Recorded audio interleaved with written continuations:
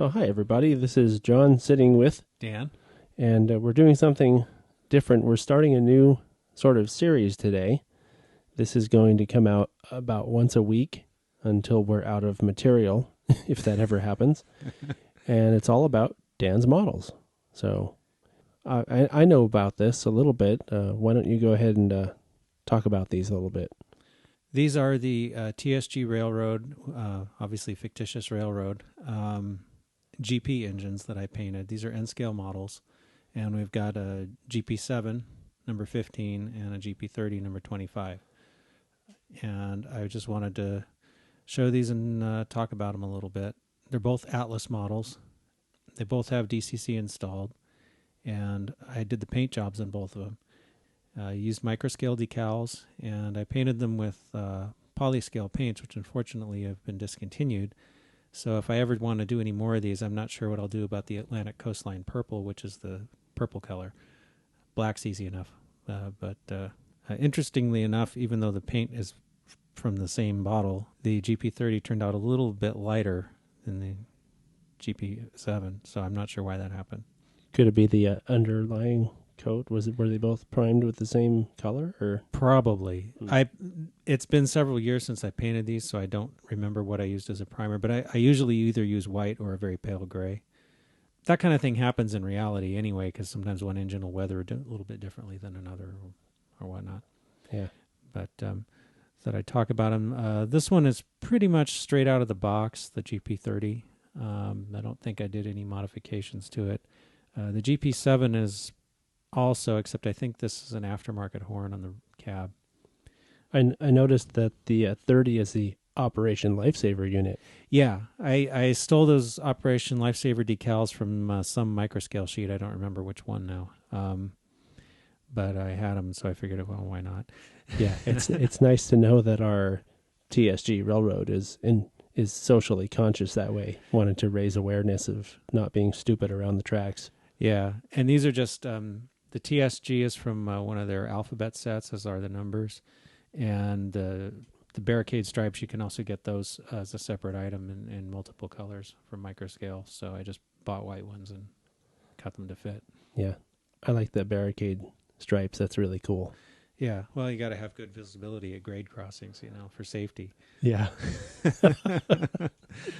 But I also decaled the number boards, and I decided on the TSG Railroad that it would have white number boards with black numbers. Was there any reason for that, or just not really, just random decisions? I usually, most of the time, I seem to see the opposite: black number boards with white letters.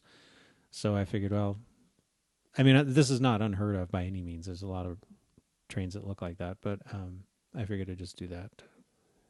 You're trying to be different. Just a little different. Rebel. Yeah. Makes them show up a little bit more or something. So, and they're also numbered.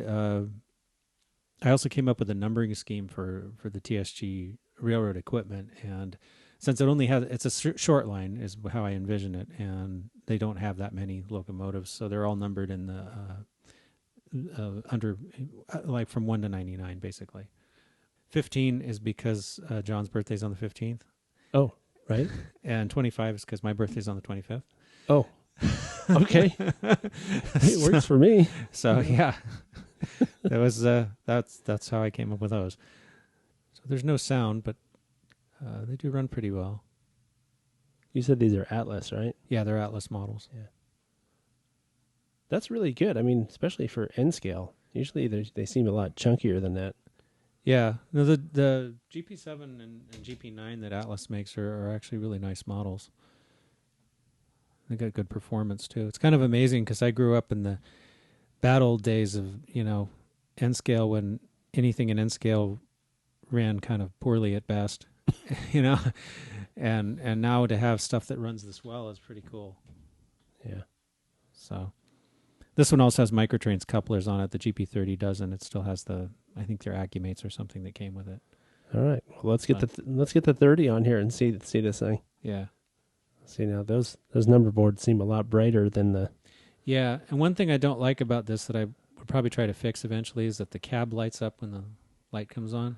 Yeah, you need a light shield. Maybe that's why they seem so bright, because the whole cab is lit up. Yeah, I don't really like that kind of a look, so want to fix that eventually. I guess if it was running in the dark, it might look okay, because I've seen trains go by in the dark and they have lights in the cab, like they're looking at stuff or whatever.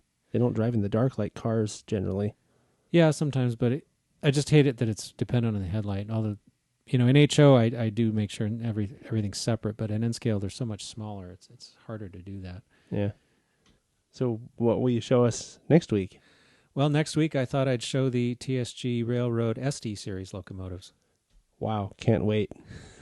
So check it out next week. Well, same bat time, same bat channel.